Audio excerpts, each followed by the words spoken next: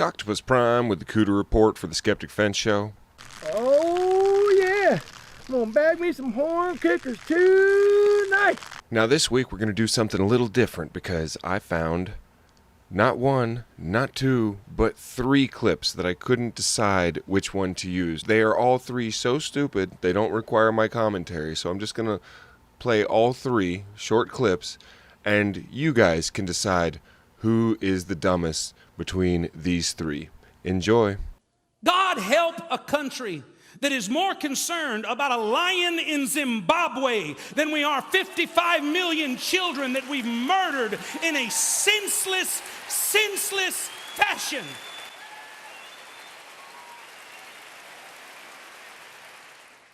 How did we do it? I'll tell you how. We taught ourselves to do this. We went to classrooms where they didn't tell us that we were made by God, our Creator. They told us we were just the highest form of a scientific process called evolution. There's just one little chromosome between us and Cecil the Lion. Thank God for that chromosome because it gave me a finger and I can use it to pull the trigger.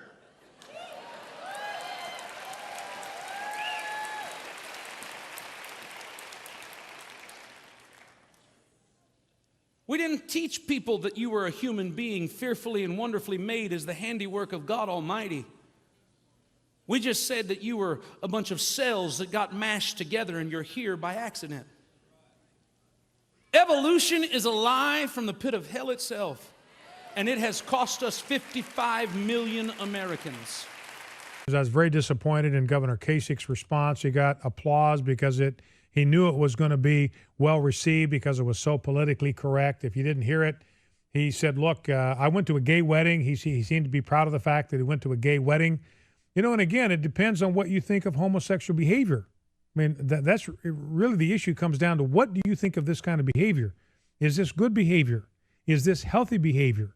Is this moral behavior? Is this the kind of behavior that we ought to celebrate, that we ought to promote?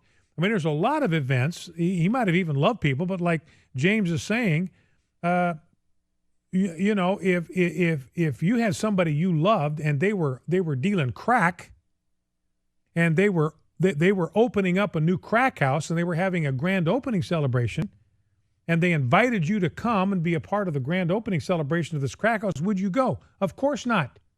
Does it mean that you don't love them? Of course not. It just means that behavior. And again, I'm not saying that homosexuality and dealing crack are the same things. I'm just using that as an analogy, as a parallel. This is behavior. You say, look, I can't support that. I can't endorse that. I don't want to send some kind of a message that I think this is fine and appropriate kind of conduct. So no, I'm not going to be able to come to the grand opening of your crack house. I love you. I love you unconditionally. And because I love you, because I'm concerned about the kind of behavior involved in, I don't want to make things worse for you by enabling you to continue in this. I am just simply not going to be able to come. The bottom line is religious freedom. Everybody's now concerned about it. Thankfully, they're waking up to it. But is there anything we can do? Well, I don't actually believe in religious freedom the way that the term is used. I know that when you use it and when most people use it, you Christianity. We're not talking about freedom for Islam and freedom for Buddhism and Hinduism as if they're equal with God.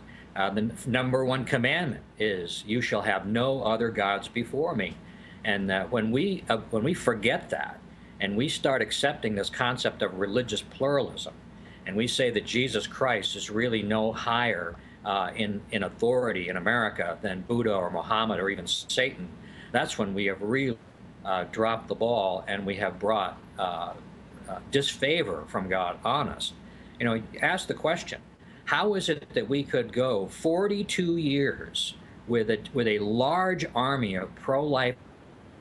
I heard this news about the Planned Parenthood butchery that's going on. How could we go 42 years with this army of activists doing everything to stop the killing of unborn babies and barely scratch the paint on the bumper of the pro-abort juggernaut of death? If even one man, just one man, had the favor of God with the flimsiest of plans, he could have stopped that. He could have stopped the gay agenda in very short order. So what it means, we do not have the favor of God. And why not? Because we are not asserting the truth that he is sovereign, that he is in control of America. He is the king. Think of all the patriots at the Revolutionary War who died on the battlefield with the cry, "No king but Jesus," on their lips. You know, we have devalued that blood, and of all the patriots since then, that battlefields believing that American values meant godliness and morality, not sexual perversion and killing. What would you like to see churches do? Well, we need to be exercising really the last right that we have, which is the First Amendment. But that's being chipped away very rapidly. You see what's happened with the folks, the bakers and the cake makers and the printers and all these that are whose First Amendment rights are just being trampled. People being fired. You know, the CEO of Mozilla being ousted from his position because he made a contribution to the Prop 8 campaign.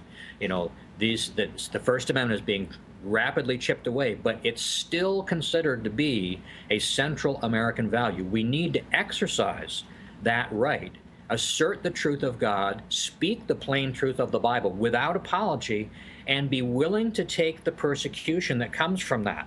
So there you have it, and it's time for you to decide who wins the Cooter Award for being the dumbest horn kicker I could find. Is it Matthew Hagee for blaming the teaching of evolution for millions of American deaths?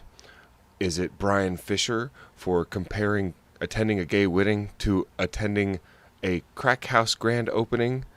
Or is it Scott Lively for claiming that God is going to punish America because he's all about freedom of religion, but only if it's for Christians? Your choice.